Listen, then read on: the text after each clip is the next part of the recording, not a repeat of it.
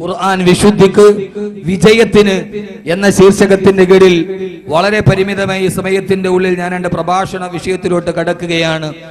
വളരെ കാലികമായ കേരള ഗവൺമെന്റിനെ സംബന്ധിച്ചിടത്തോളം AK ആന്റണിയുടെ ചാരായ നിരോധനത്തിന് ശേഷം വളരെ സുപ്രധാനമായ ഒരു തീരുമാനം, മദ്യനിരോധനം. ഓണം കഴിയുന്നതോടുകൂടി മദ്യം അവസാനിക്കുന്ന, മദ്യത്തിന്റെ സുലഭത ലഭ്യമല്ലാതാകുന്ന ഒരു സാഹചര്യത്തിലേക്ക്, കാത്തിരുന്ന ഒരു സാഹചര്യത്തിലേക്ക് കേരളം മാറുകയാണ്. അതിന്റെ ഇടയിലുണ്ടായിരുന്ന ആഭ്യന്തര തർക്ക വിതർക്കങ്ങളെയൊക്കെ നമുക്കതിന്റെ ബലത്തിന്റെ പേരിൽ തൽക്കാലം മറന്നു എന്ന് വെക്കാം.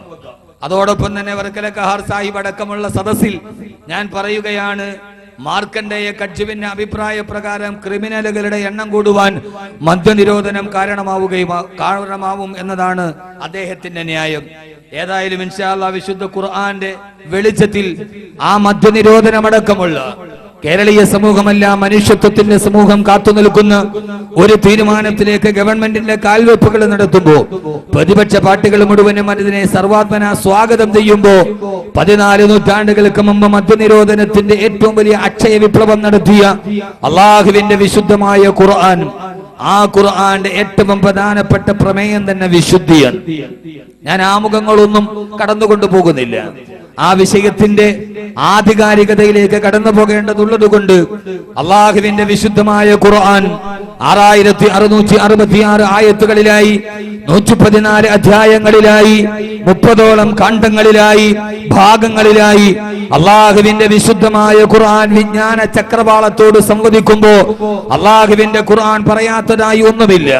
അസ്ട്രോണമിയും ജോഗ്രഫിയും ബയോളജിയും ഫിസിക്സും സയൻസും ഒക്കെ ആധുനികതയുടെയും അത്യന്താധുനികതയുടെയും ഉത്തരാധുനികതയുടെയും കടന്നു വരുന്ന ഇന്നലകളുടെയും വർത്തമാനത്തിന്റെയും ഭൂതത്തിന്റെയും ഭാവിയുടെയും കഥകൾ, പൂരണമില്ലാത്ത സമസ്യകൾ, ഉത്തരം കിട്ടാത്ത ചോദ്യങ്ങൾ, മനുഷ്യനെ നടുക്കിത്തെറിച്ച നഗ്നമായ സത്യങ്ങൾ, ഇതിനെ മുഴുവനും വരികയും വരാനിരിക്കുകയും ചെയ്യുന്ന ദുരന്തങ്ങൾ, ഇതിനെ മുന്നറിയിപ്പുകളായി, താക്കീതുകളായി, അറിയിപ്പുകളായി, ആരവങ്ങളായി, ആത്മീയതയായി, ആഗ്രഹമായി, ആശയമായി, അക്ഷയാവിഷ്കാരമായി അള്ളാഹുവിന്റെ വിശുദ്ധമായ ഖുർആൻ 14 നൂറ്റാണ്ടുകളായി ലോകത്തോട് സംവദിക്കുമ്പോ അള്ളാഹുവിന്റെ ഖുർആൻ ചർച്ച ചെയ്യാത്ത ഒരു പ്രമേയവുമില്ല എന്ന് പലപ്പോഴും പ്രസംഗത്തിന്റെ ആധികാരികതയ്ക്ക് വേണ്ടി നമുക്ക് പറയാറുണ്ട്. എങ്കിലും ഞാൻ ഇന്ന് എന്റെ പ്രമേയത്തിന്റെ വിഷയമായി പറയുന്ന ആദ്യത്തെ കാണ്ഡഭാഗം വിശുദ്ധി.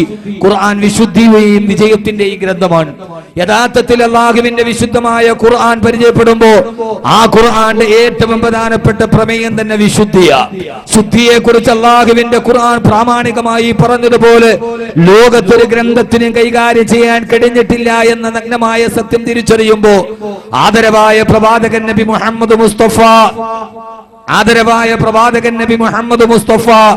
സല്ലല്ലാഹു അലൈഹി വസല്ലമ 6-ാം നൂറ്റാണ്ടെന്ന വെളിച്ചമില്ലാത്ത ലോകത്ത്, ഇരുണ്ട യുഗമെന്ന് ചരിത്രകാരന്മാരും ആ കാലഘട്ടത്തിന്റെ എഴുത്തുകാരും ലോകത്തോട് പറഞ്ഞ ഒരു കാലഘട്ടത്തിൽ തൗഹീദിന്റെ ഉപാസകനായി 4000 വർഷങ്ങൾക്ക് മുമ്പ് യൂഫ്രട്ടീസ് നദീതീരത്തേക്ക് കടന്നു വന്ന് ഇന്നി വജ്ജഹതു വജ്ഹിയ ലില്ലദീ ഫതറസ് സമാവാതി വൽ അർള ഹനീഫൻ മുസ്ലിമ വമാ അന മിനൽ മുശ്രികീൻ. ഈ അഖില ലോക ബ്രഹ്മാണ്ഡ കടാകത്തിന് അധിപനായ പടച്ചറപ്പിന്റെ മുമ്പിലാണ് എന്റെ മനസ്സും എന്റെ മാനസവും എന്റെ ചിന്തയും എന്റെ അടക്കങ്ങളും അനക്കങ്ങളും ഞാൻ കീഴ്പ്പെടുത്തുന്നതെന്ന് ആദ്യമായി ഏകത്വത്തിന്റെ തൗഹീദിന്റെ ഉപാസകനായി കടന്നു വന്ന് ഇബ്രാഹിം അലൈഹിസ്സലാത്തു വസ്സലാമിന്റെ കരിങ്കൽ പ്രതിമ കഅബാലയത്തിന്റെ പ്രധാനപ്പെട്ട കവാടത്തിന്റെ മുകളിൽ സ്ഥാപിച്ചു അള്ളാഹുവിനെ മറന്നുപോയ ഇരുട്ടിലേക്ക് കടന്നുപോയ ഒരു ജനതയ്ക്ക് വെളിച്ചം നൽകാൻ ജബലനൂർ പർവ്വതത്തിന്റെ മറുഭാഗത്തിരിക്കുന്ന ആദരവായ പ്രവാചകൻ നബി മുഹമ്മദ് മുസ്തഫ സല്ലല്ലാഹു അലൈഹി വസല്ലമക്ക് ആദ്യമായി ഇഖ്റ ബിസ്മി റബ്ബിക്കല്ലദീ ഖലഖ ഖലഖൽ ഇൻസാന മിൻ അലഖ ഇഖ്റ വറബ്ബുക്കൽ അക്റമുല്ലദീ അല്ലമ ബിൽ ഖലം അല്ലമൽ ഇൻസാന മാ ലം യഅലം എന്ന പ്രഥമ പഞ്ചസൂക്തങ്ങളുമായി അവതരിപ്പിക്കപ്പെട്ട അള്ളാഹുവിന്റെ വിശുദ്ധമായ ഖുർആന്റെ ആദ്യത്തെ ആയത്തിറങ്ങുകയാ. വായിക്കുക. നമുക്കെല്ലാവർക്കും അറിയാം, ലോകത്തറിയാത്തൊരു മുസ്ലിം പോലുമില്ല. അള്ളാഹുവിന്റെ വിശുദ്ധമായ ഖുർആനിൽ പ്രഥമമായി അവതരിപ്പിക്കപ്പെട്ട ആയത്ത് തന്നെ ഇഖ്റ. സൂറത്തിൽ ആരക്കാണെന്നറിയാത്തൊരു കൊച്ചുകുട്ടി പോലും, പ്രാഥമിക പാഠശാലയിൽ പഠിക്കുന്ന കൊച്ചുകുട്ടികൾക്ക് പോലും അറിയാം ഖുർആനിൽ ആദ്യമായി അവതരിപ്പിക്കപ്പെട്ടത് ഇഖ്റ എന്ന് പറയുന്ന പദമാണ്. പക്ഷേ ഞാനെന്ന് ചോദിക്കട്ടെ, അള്ളാഹുവിന്റെ ഖുർആൻ രണ്ടാമത് അവതരിപ്പിക്കപ്പെട്ട പ്രമേയമേടാ? ഇഖ്റഇന്റെ നാദവുമായി പലപ്പോഴും നമ്മൾ ഗൗരവമായി ചിന്തിക്കാത്തൊരു പ്രമേയമായിട്ട് ഇഖ്റഇന് ശേഷം അവതരിപ്പിക്കപ്പെട്ട രണ്ടാമത്തെ അല്ലെങ്കിൽ മൂന്നാമത്തെ പ്രമാണമേടാ?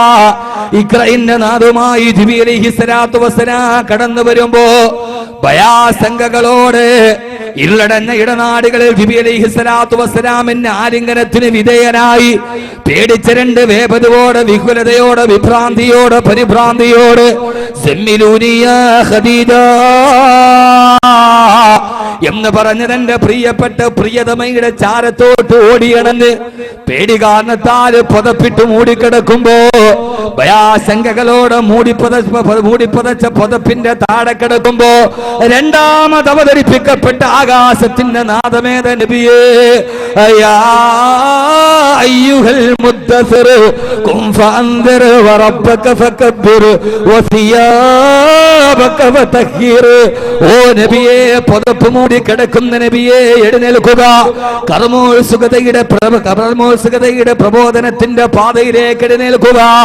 ജനമധ്യത്തിലേക്ക് കടന്നു നിന്ന് പടച്ചറപ്പിനെ കുറിച്ച് പറഞ്ഞു കൊടുക്കും നബിയേ. രണ്ടാമത് അവതരിപ്പിക്കപ്പെട്ട സൂറത്തിൽ അല്ലാഹു പറഞ്ഞ പ്രധാനപ്പെട്ട പ്രമേയമേത നബിയേ? ജനങ്ങളുടെ മുമ്പിലേക്ക് കഅബാലയത്തിന്റെ മുമ്പിൽ ബഹുദൈവത്വത്തിന്റെ മുമ്പിലോട്ട് കടന്നുപോയ മക്കാ ഖുറൈശികളോട് റബ്ബക ഫകബ്ബിർ, ഏകനായ അല്ലാഹുവിന്റെ വഹദാനിയത്തിനെ കുറിച്ച്, റുബൂബിയത്തിനെ കുറിച്ച്, അല്ലാഹുവിന്റെ ഏകത്വത്തെ കുറിച്ച് പറഞ്ഞു കൊടുക്കും നബിയേ.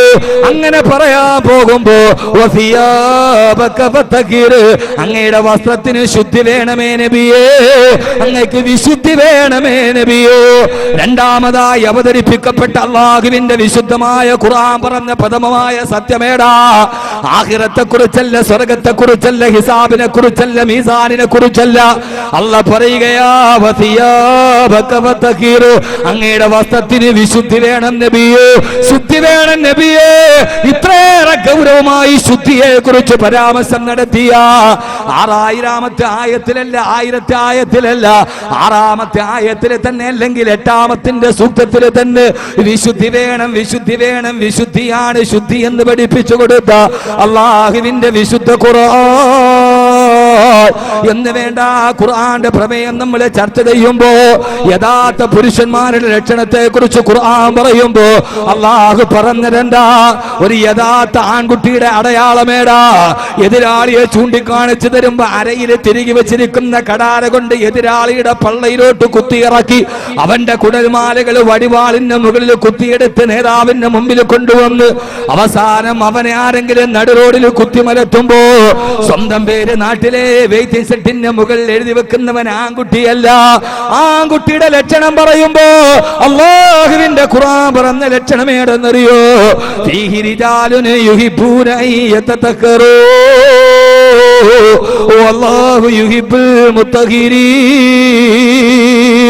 അല്ലാഹു പറയാണ്, മഴ പെയ്യുന്നതൊക്കെ സാരമാക്കേണ്ട കാര്യമല്ല. ഇൻഷാ അല്ലാഹ് പരിമിതമായ സൗകര്യത്തിലോട്ട് കടന്നു നിൽക്കുക. ഏറ്റവും പ്രധാനപ്പെട്ട അല്ലാഹുവിന്റെ ഖുർആൻ പറയപ്പെട്ട പ്രധാനപ്പെട്ട പ്രമേയമാണ് ഫീഹി റിജാലുൻ യുഹിബ്ബൂന അയ്യതതഖറൂ. അല്ലാഹ് പറയുകയാ, യഥാർത്ഥ പുരുഷനാരാ മോനെ? യഥാർത്ഥ പുരുഷനാരാ? പുരുഷത്വത്തിന്റെ അടയാളം അവന്റെ ഹെയർ സ്റ്റൈലല്ല, അവന്റെ വസ്ത്രധാരണത്തിന്റെ പ്രൗഢിയല്ല, അവന്റെ മീശയുടെ വലിപ്പമല്ല. പടച്ച റബ്ബ് പറയുകയാ, എനിക്ക് ഏറ്റവും ഇഷ്ടപ്പെട്ട പുരുഷനാരെന്നറിയോ? യുഹിബ്ബൂന അയ്യതതഖറൂ. അവൻ വിശുദ്ധിയുള്ളവനാ, ശുദ്ധിയുള്ളവനാണ്. ഖുർആന്റെ പ്രമേയം ശുദ്ധിയാണ്. വിശുദ്ധിയുള്ള ഹൃദയമുള്ളവനാരോ അവനാണ് വിശുദ്ധിയുള്ള ചെറുപ്പക്കാരനാ. ഏതെങ്കിലും ചെറുപ്പക്കാരന് ശുദ്ധിയുണ്ടോ? അവനാണ് യഥാർത്ഥ ആൺകുട്ടിയെന്ന് ആണത്തത്തിന്റെ അടയാളം പറയുമ്പോ അല്ലാഹുവിന്റെ വിശുദ്ധ ഖുർആൻ. അല്ലാഹുവിന്റെ വിശുദ്ധമായ ഖുർആനിന്റെ ഏറ്റവും പ്രധാനപ്പെട്ട ഒരു പ്രമേയമാണ് ശുദ്ധി. ഖുർആനിലെ 2-ാമത്തെ ആയത്ത്, യാ അയ്യുഹൽ മുദ്ദസിർ, നബിയെ എഴുന്നേൽക്ക്, ഖും എഴുന്നേൽക്ക് നബിയെ. എന്നിട്ടങ്ങ് ജനങ്ങളുടെ ഇടയിൽ പോയി വറബ്ബക ഫകബ്ബിർ, അല്ലാഹുവിനെ കുറിച്ച് പറഞ്ഞു കൊടുക്ക്. അല്ലാഹുവിനെ കുറിച്ച് പറയാൻ പോകുമ്പോ ആദ്യം പറഞ്ഞത് സിയാബക ഫതഹിർ, അങ്ങയുടെ വസ്ത്രത്തിന് ശുദ്ധി വേണം. ആളുകളുടെ ഇടയിൽ പോയി അള്ളാഹിനെ കുറിച്ച് പറയുമ്പോ ഖുർആനാണ് പറയുന്നത് വസ്ത്രത്തിന് ശുദ്ധി വേണം. നമ്മുടെയൊക്കെ ധാരണ നമ്മൾ ഇട്ടിരിക്കുന്ന ജുബയുടെ സൈഡിൽ അന്നത്തെ സ്റ്റൗവിന്റെ കരിയും അന്ന് വെച്ച പരിപ്പിന്റെ കളറും ഉണ്ടെങ്കിലേ അള്ളാഹിനെ കുറിച്ച് പറയാൻ പറ്റൂ എന്നൊരു ധാരണയിലായി പോയി. യഥാർത്ഥത്തിൽ അങ്ങനെയല്ല.